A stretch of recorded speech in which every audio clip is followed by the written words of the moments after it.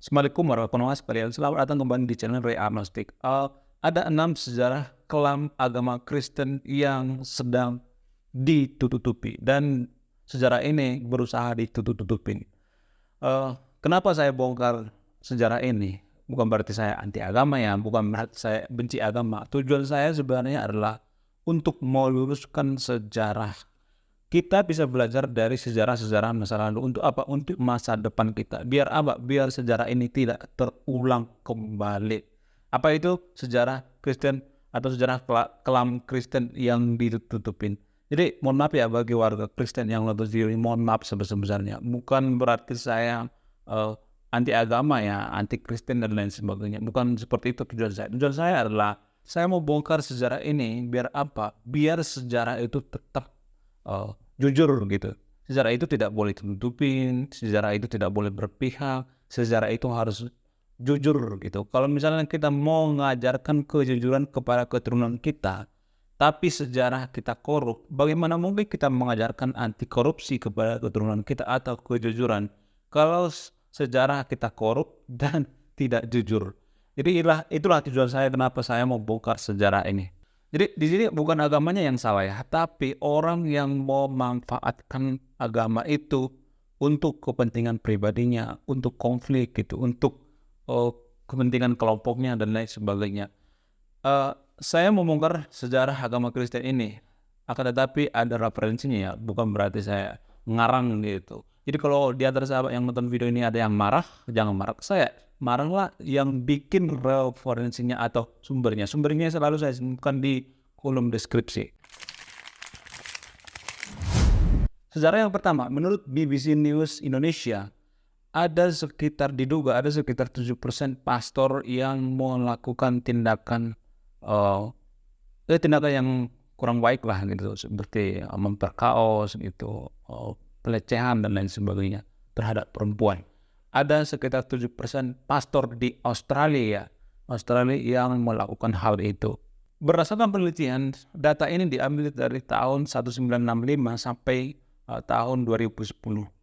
Ada sekitar 4.000 yang mengaku, sekitar 4.000 anak yang mengaku pernah dilecehkan, diperkaos gitu. Dari 1.000 gereja Katolik, 1.000 gereja institusi gereja Katolik di Australia.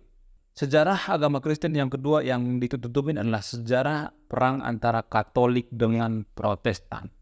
Jadi kalau dipikir-pikir ya, lucu juga ya, konyol juga ya, ngapain sih Kristen sama Kristen perang gitu. Katolik dengan Protestan itu masih satu Tuhan, masih satu Alkitab, nabinya juga banyak yang sama, cuman bentuk seremonialnya yang beda, cara tata ibadahnya aja yang beda. Itu pun bedanya cuma sedikit. Akan tapi mereka di masa lalu pernah yang namanya perang. Bahkan perang ini disebut dengan perang 30 tahun. Bayangkan 30 tahun itu ada jutaan nyawa melayang. Hanya karena apa? Hanya karena motifnya itu. Hanya karena membuktikan ajaran siapa yang paling benar gitu.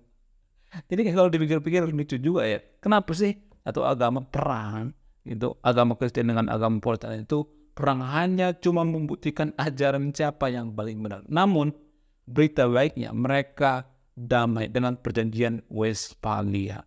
Jadi walaupun mereka perang, mereka tetap dewasa juga gitu. Mereka mengakui kesalahan dan mereka berpelukan dengan perjanjian yang disebut dengan perjanjian Westphalia. Sejarah ketiga agama Kristen yang ditutupin adalah sejarah pengadilan daripada Galileo Galilei yang dia di penjara gitu, penjara tahanan rumah sebenarnya. Tapi kalau menurut saya pribadi ya, karena itu konyol ya. Apa urusan gereja dengan memenjarakan seorang ilmuwan? Kenapa dia diadili? Alasannya sangat konyol sebenarnya. Di masa modern, bumi berputar mengelilingi matahari adalah sebuah fakta yang dipercayai hampir semua orang. Namun di abad pertengahan, Galilei mempercayai bumi mengitari matahari bisa mengundang masalah. Karena apa? Bertentangan dengan doktrin agama. Hanya sedikit saja sebenarnya. Hanya perbedaan gravitasi matahari dengan bumi gitu. Siapa yang mengelilingi matahari atau bumi gitu. Yang kita percaya sekarang ini adalah matahari dikelilingi oleh bumi. Kalau zaman dulu matahari mengelilingi bumi. Cuma itu doang, bedanya cuma dikit doang. Dan gereja ikut campur menghukum seorang ilmuwan bernama Galileo. Sejarah keempat agama Kristen yang diteludupin adalah sejarah Renaissance. Jadi zaman Renaissance itu ya, seperti yang saya katakan di video-video saya sebelumnya. Zaman Renaissance ini ya mirip-mirip seperti yang terjadi di Konoha saat ini. Jadi inilah alasan saya yang paling kuat kenapa saya bikin channel ini. Karena apa? Karena biar kita bisa belajar dari agama lain gitu yang pernah dilakukan di masa lampau.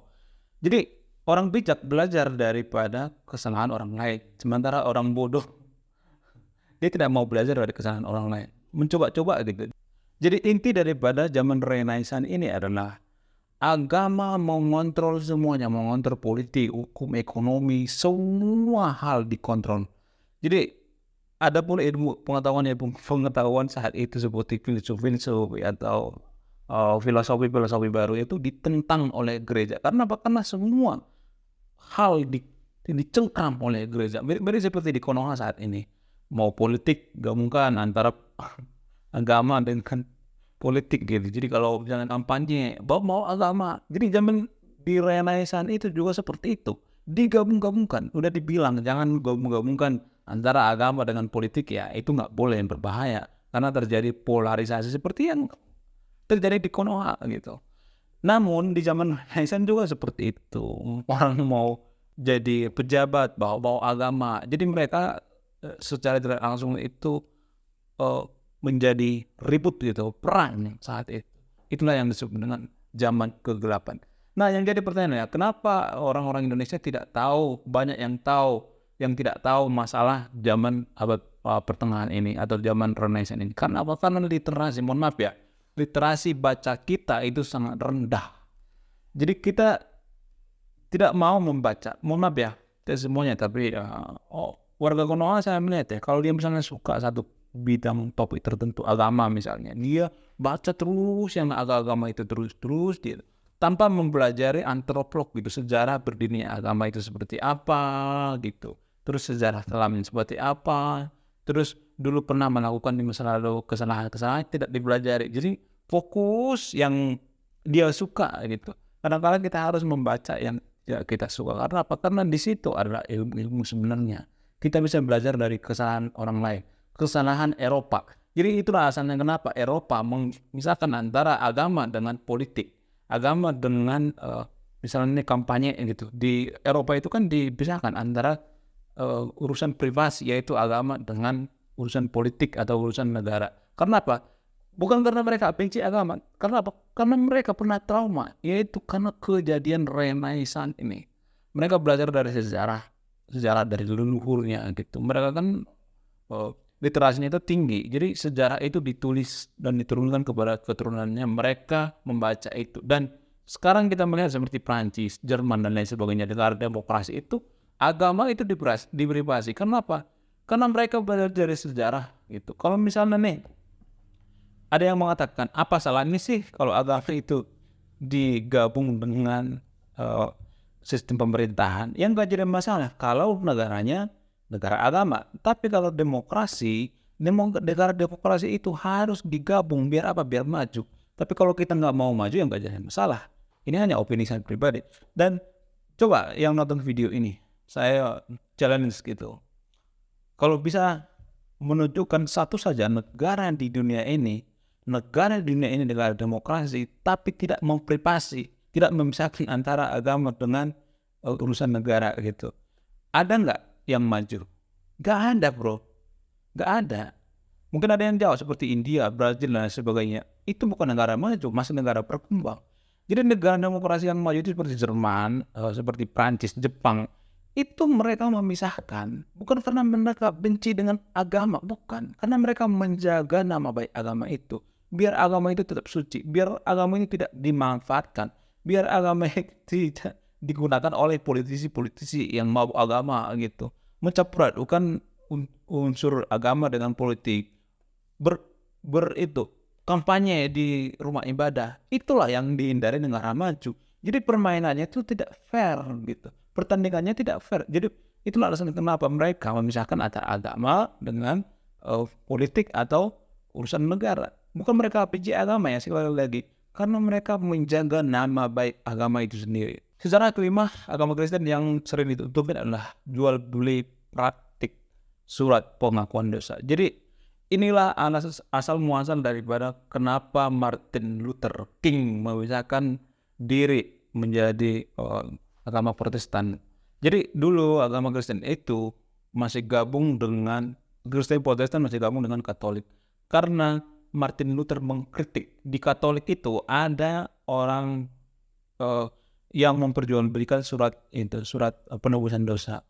Semakin gede duitnya, semakin cepat itu penebusan dosa. Jadi Martin Luther itu komplain, nggak boleh seperti itu. Apa-apaan ini? Jadi mereka ribut dan Martin Luther King mendirikan agama Kristen Protestan. Sejarah keenam yang sering ditutupin agama Kristen adalah kisah kelam filsuf Giordano Bruno yang di gereja Katolik. Zaman dulu filsuf itu dimusuhi dan dianggap sesat. Kenapa?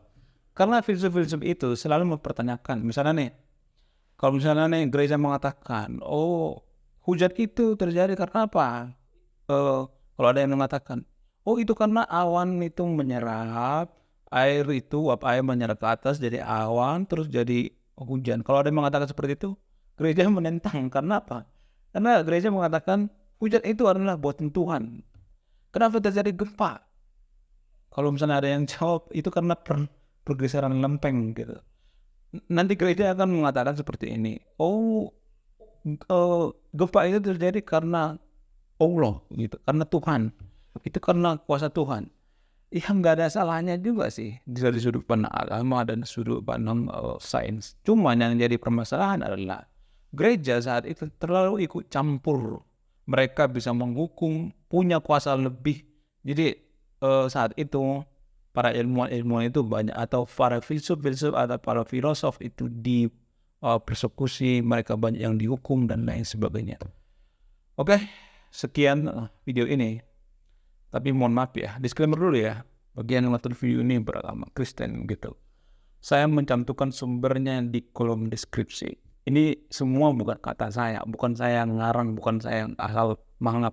Tapi ada sumbernya. Kalau sahabat yang tonton video ini marah atau komplainlah sama yang bikin sumbernya. Tapi ya setahu saya ya, teman-teman saya orang Kristen itu semuanya pada dewasa. Karena agama Kristen ini saya melihat ya, agama Kristen itu adalah agama yang sangat dewasa. Karena agama itu juga sama seperti manusia ya. Ada masa remaja, ada masa pencarian jati diri seperti agama yang di Konoha. Terus ada yang agama dewasa, ada yang sudah sangat dewasa. Saya melihat agama Kristen sekarang ini sangat dewasa ya. Sudah melewati fase-fase masa labil-labilnya. Yaitu tadi masa labilnya itu masa zaman kegelapan. Jadi orang-orang Eropa juga mengalami hal seperti itu, seperti yang di Konoha sekarang ini. Oke, terima kasih sudah menyimak dan memahami video ini. Sebelum saya tutup video, saya memberikan salah satu pesan moral. Pesan moralnya adalah Konoha, saya melihat seperti sekarang ini sedang mencoba seperti yang terjadi di zaman Renaissance, yaitu zaman abad ke-8. Saya Ray Konoha, salam rasional.